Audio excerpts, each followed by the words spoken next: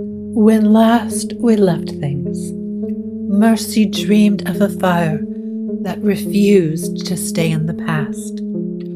A child taken, a door that learned her name, and a mark that burned itself into the present. Evelyn came with steadiness and herbs and truth spoken softly, but some wounds are not soothed by kindness alone.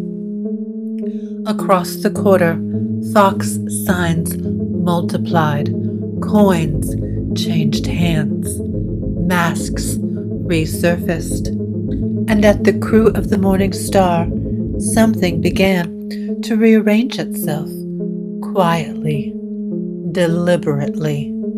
This is Season 3, Episode 8, The Rearrangement.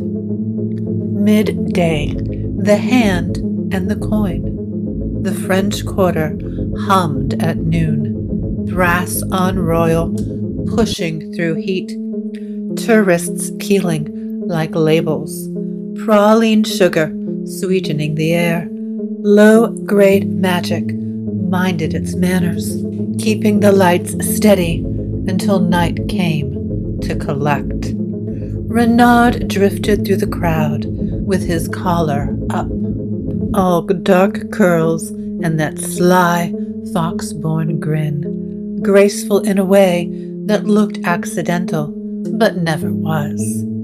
Broad-shouldered, beneath a summer coat, he moved like someone who'd already read the day's endings. The city watched him with the respect one trickster offers another. A street magician was performing on a thrift store rug, cards hissing, coins falling up, disbelief folding into applause. Renard leaned against a lamppost in the shade, arms crossed, expression politely unimpressed. The day had teeth. He preferred to keep his in plain view. On his left, someone laughed too lightly. On his right, a breeze went by with pockets. She couldn't have been more than 16. Narrow shoulders, quick shoes, a braid like a fuse.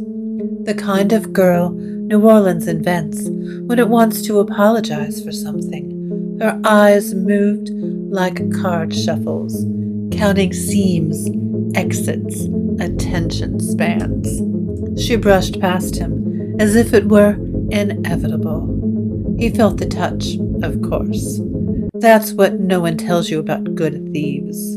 The truly good ones always feel the taking. They decide whether to be taken from. Her fingers lifted a small charm from his pocket, a bone bead and a loop of copper, and were gone. He let her have it for 3 heartbeats, then stepped after her. As the magician produced miracles no one would remember. The girl slipped through the quarter's arteries with enviable precision, left, right, another right, into an alley that folded light the wrong way. Renard admired her math and followed at the speed of amusement. The alley was narrow as a secret and twice as stubborn. A slice of sky appeared, reconsidered, and left. The bricks sweated. Time sat down to watch. The girl turned, chin tilted. "You keep up well," she said, a compliment dressed as warning. Renard smiled. I do my cardio in mazes. Her hand flashed. The charm caught the light. The copper remembered old carnivals, tense, laughter that ended in applause. When she rolled it between her fingers, the alley stilled. Air stopped. Even the gnats forgot what to do with their wings. Neat trick, he said. She grinned, proud. "Buy me a drink, and I'll teach you." I'm too old to drink at noon for education, he said, and too young to watch that charm bite you. She flicked her wrist, deepening the hush. Sound folded itself away.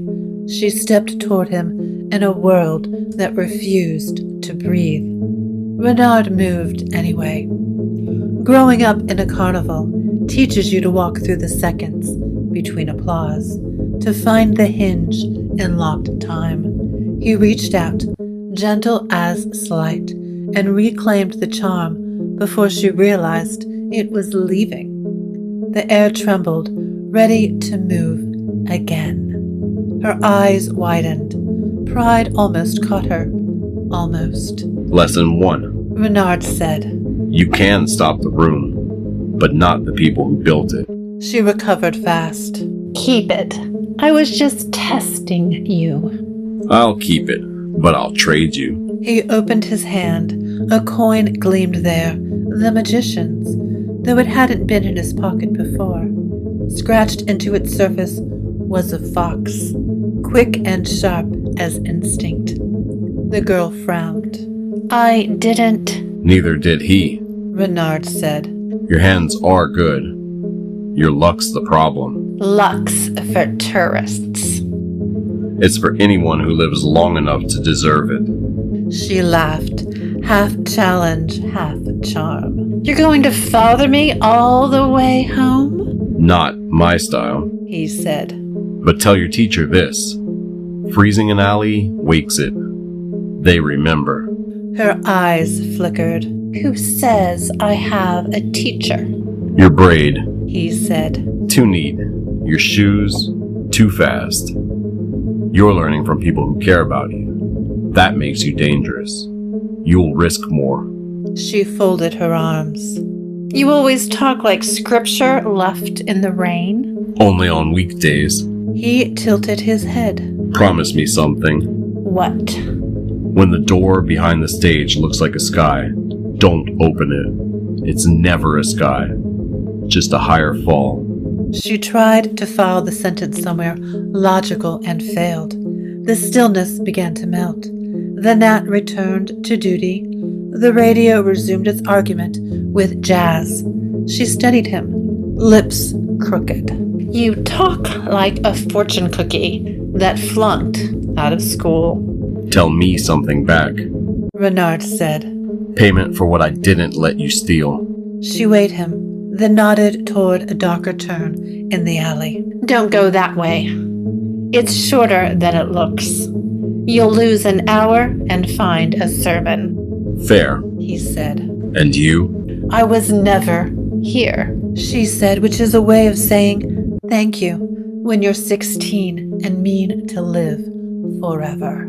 The alley, briefly insulted, resumed being an alley. Renard rolled the charm between his fingers. It felt warm, faintly relieved. Always leaving souvenirs. He murmured to the girl, to the quarter, to himself. Something caught the light by his boot.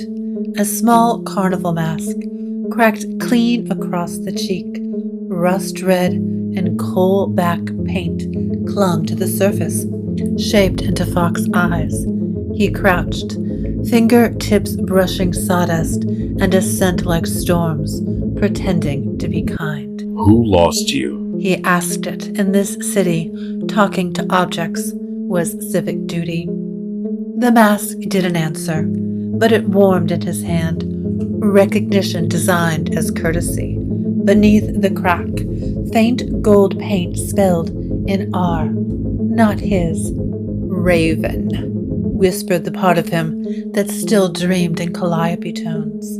He didn't say her name aloud. Names are doors, and he'd opened enough already. He slid the mask into his coat pocket, home to all his unclaimed stories. A prickle crawled up his neck and settled behind his ear, where bad news likes to hum. He told it could stay till evening, rent due at sunset. When he stepped back onto the street, the quarter resumed its noisy equilibrium. The magician was still performing, coins blooming from silk. Tourists clapped on the wrong beat. A saint on a balcony looked down with polite indifference. Renard touched the pocket where the mask rested. The weight was familiar, the weight of beginnings, pretending to be endings. The scent of sawdust ghosted the air, and he could almost taste the laughter of tents collapsing at dawn. Not yet. He told the day. We can flirt, but you're buying the drinks. He turned his collar to the sun and merged with the crowd, moving toward Chatra, where the shade does charity work. Overhead, a calliope cleared its throat. It played 3 notes, sweet as sugared knives, then stopped, like a memory deciding not to finish its sentence. Renard Blackwood didn't look back. He was no longer a performer, only a man with a pocket full of unsolved things. A citizen of a city that collected such people the way the river collected confessions. Still, his feet drifted half an inch toward the old route, the one that used to end in music. He let them for a block. Then he laughed at himself, low and unkind, and veered toward a fruit stall that sold oranges and absolution by the bag. In his pocket, the cracked fox mask warmed once again, patient as a question. Afternoon, ash beneath gold. The heat of the day pressed close, thick as confession. Mercy had thrown the shutters wide to let in light, but the air still felt heavy with yesterday's breath. Her small prayer room smelled of beeswax and regret. Dust motes drifted in the shafts of sun like ghosts rehearsing an entrance. She worked methodically. Sleeves rolled, dark hair loose against her shoulders, ritual through motion. The broom whispered over the floorboards, sweeping up the kind of fine ash that comes from candles or dreams. Beneath the low table, a corner of something glinted, a bead, gold against the gray. Mercy knelt and hugged free an amber rosary, its surface sticky with age. It should not have been there. She had burned the last of the order's relics years ago when the prayers started whispering back. Her hand hovered, then closed around it. The air turned viscous. The sunlight shifted color, honey curdling to blood orange. Somewhere a bell rang where no bell should be, and the world folded. She was standing in the great hall again, vaulted ceilings, banners of violet and gold, the air sharp with incense and smoke. Sisters shouted over one another, veils torn loose in panic. A circle of chalk on the floor flared white-hot. "The child must be saved," someone cried. "She is the key. She is the door." Mercy's arms were full of something radiant, an infant, glowing as if made from breath and lightning. She shielded it against her chest. Flames licked the rafters. The saints on the walls were already weeping soot. The baby's cry became a note of unbearable clarity. Light spilled from her small mouth, blinding, holy, wrong. On the floor beneath them, the chalk melted into gold, then into shadow.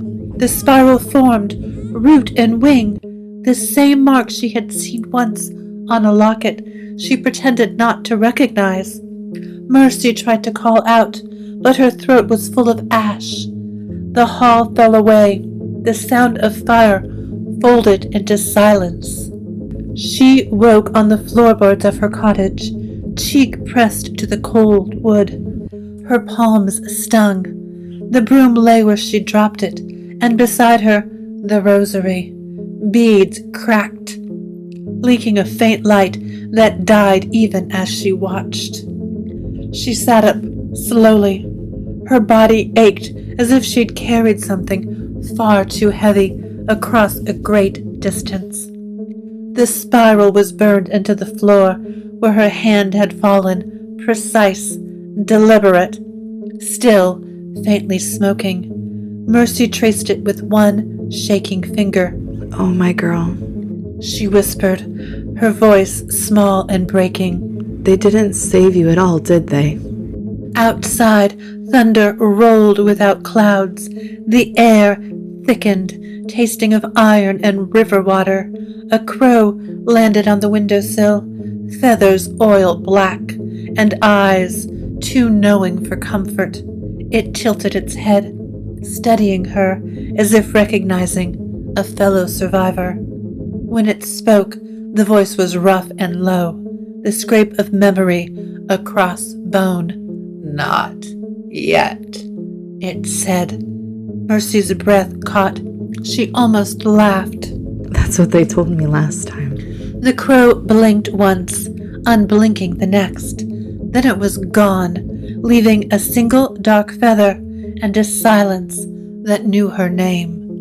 Mercy rose, her knees stiff, and looked once more at the spiral burning faintly beneath the light. The wood still smoked faintly, a scent between myrrh and morning. She should have fetched water, a cloth, anything, but instead she knelt again, bowed her head, and let the tears fall until the ash turned gold. Nightfall, the rearrangement. The crew rearranged. Evening at the Krewe of the Morningstar arrived, not as a sunset, but as an idea, a dimming of intent, the soft collapse of daylight's ambition. The shop had settled into its usual hush, though not the right hush. It was the sort of quiet that suggested someone had been tidying up the ghosts. Evelyn stood near the register, brow furrowed. Did you move things? Lucian glanced up from the ledger. Not since the last haunting. The light through the stained glass was behaving oddly. Colors that normally rested politely along the counter now wandered. The crimson from the Morningstar window had shifted to the opposite wall.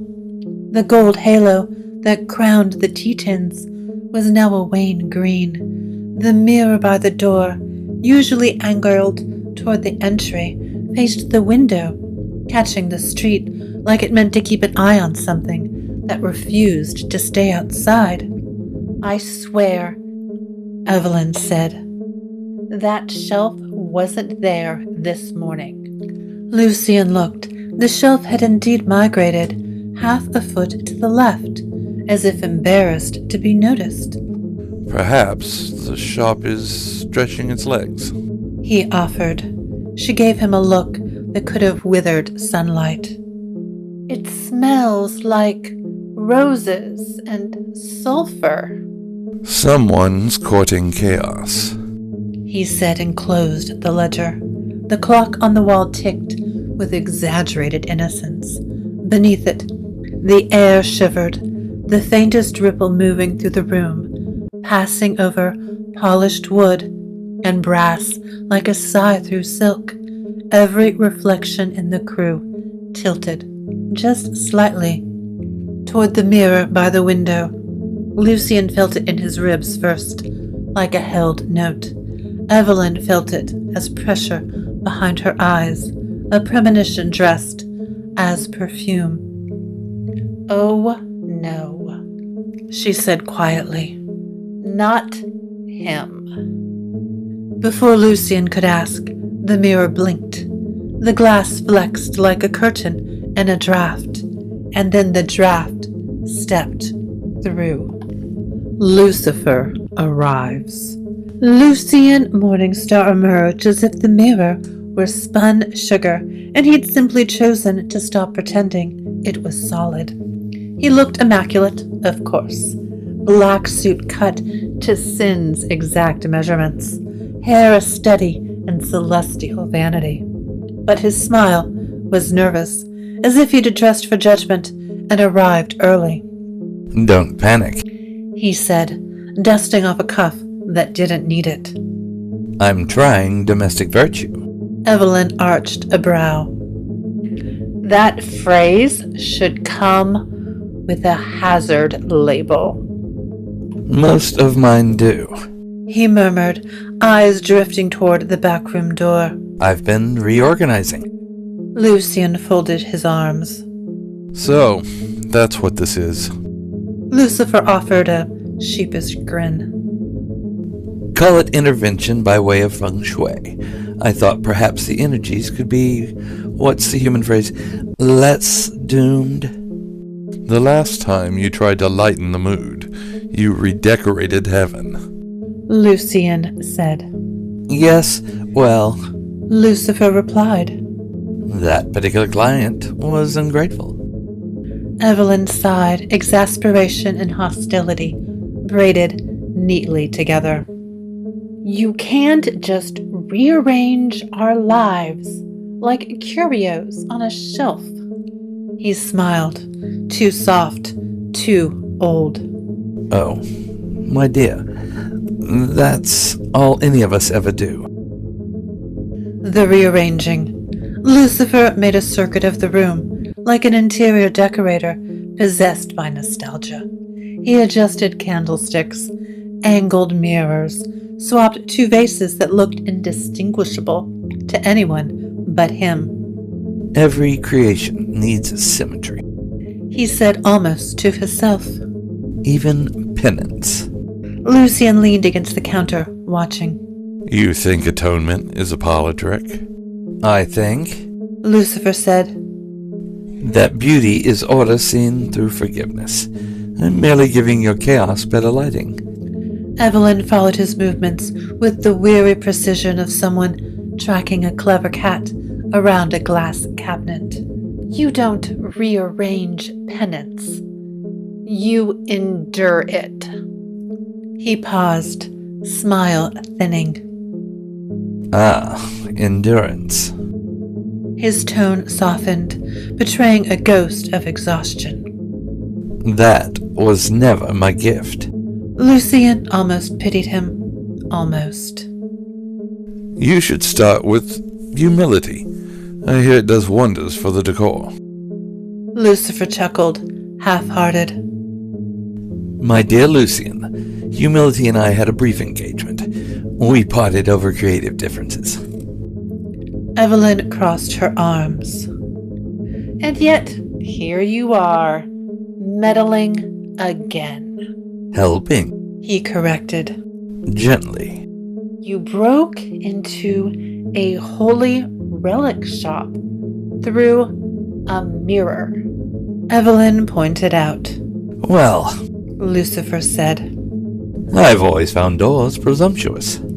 The air around him shimmered faintly, the residue of miracles done without permission. Candles flickered in unison, bowing like nervous courtiers. Lucian exhaled. You're impossible. Lucifer smiled, almost tender. And yet, you keep me. Renard's echo, across the quarter, in a rented room, above a shuttered voodoo museum, Renard Blackwood sat with his boots on the table, polishing the coin he'd picked up that afternoon. The cracked fox mask lay beside it, still faintly humming. Without warning, the hum deepened, felt more than heard. The mask's fractured eyes flared with a dim red light, like the last breath of carnival lanterns.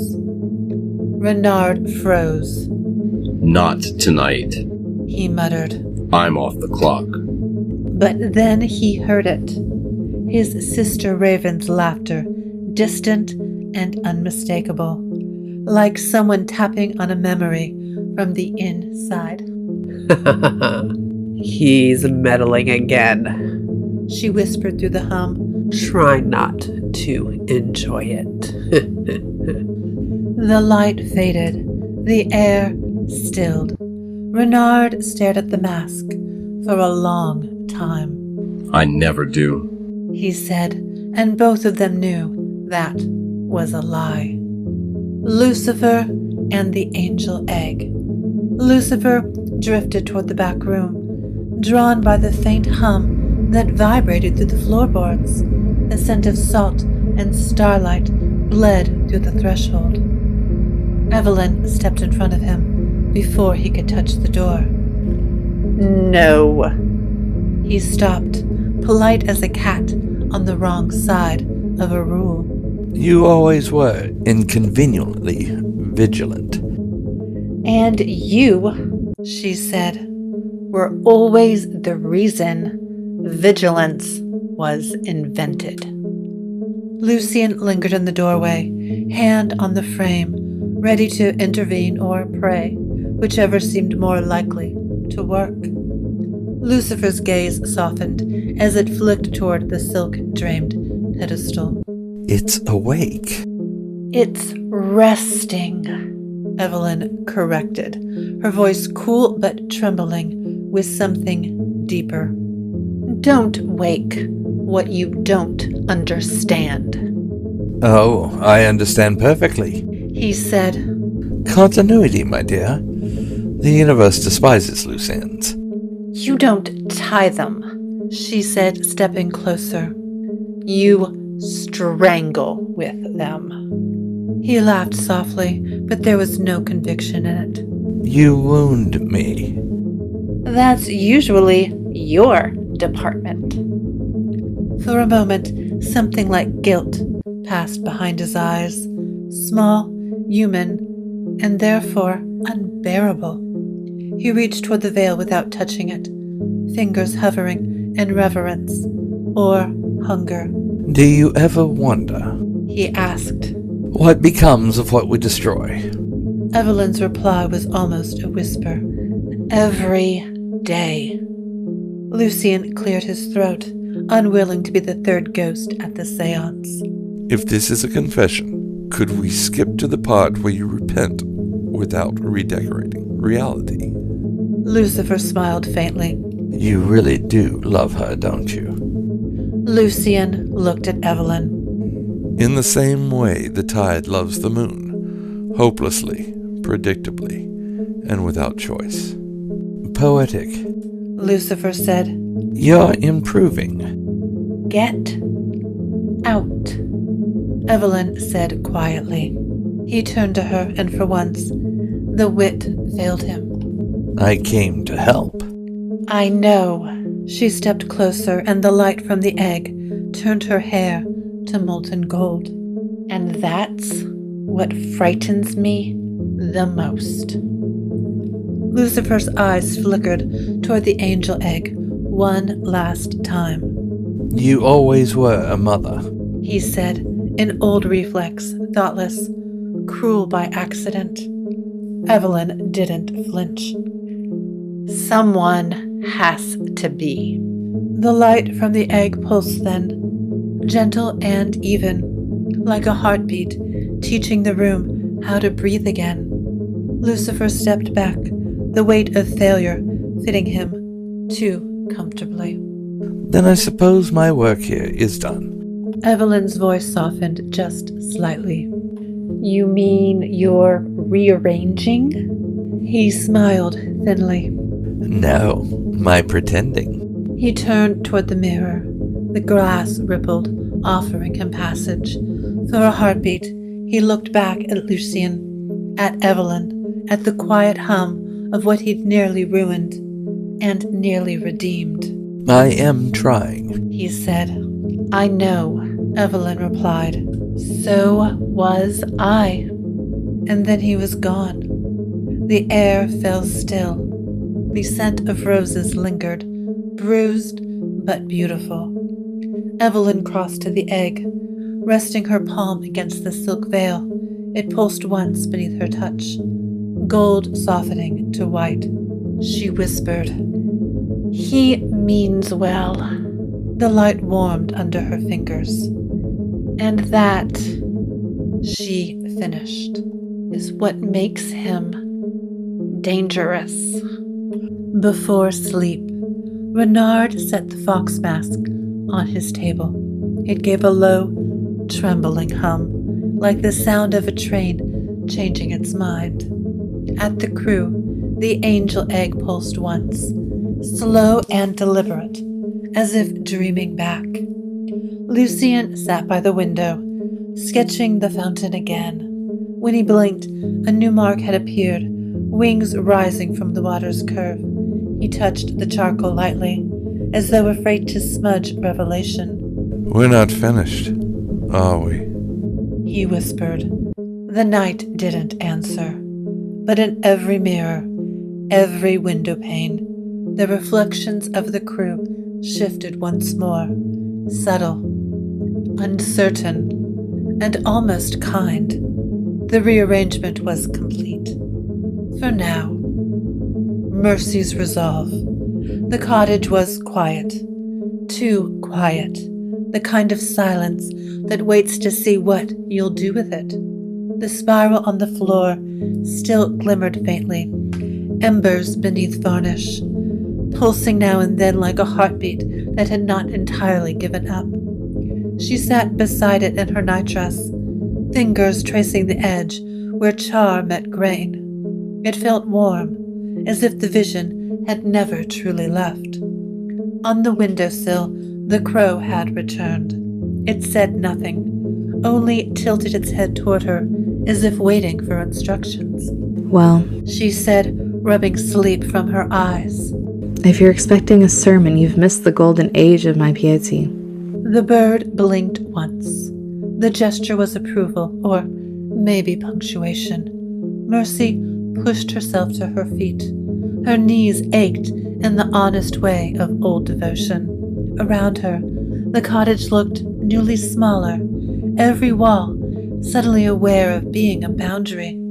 The prayer candles on the shelf had reduced themselves to stubs overnight, and the air smelled faintly of violet smoke and decision. You can't keep me safe forever. She told the room. That was never your job. The rosary lay where she dropped it earlier, its bees dulled to a soft amber fatigue. She picked it up carefully, as if it might still remember pain. Show me where you burned. She whispered. One bead cracked beneath her thumb, releasing the faintest breath of heat, like a sigh escaping a grave. Thank you. She said. That's enough. She went to the small cabinet near the door and opened it. Inside were the tools she hadn't picked up in weeks.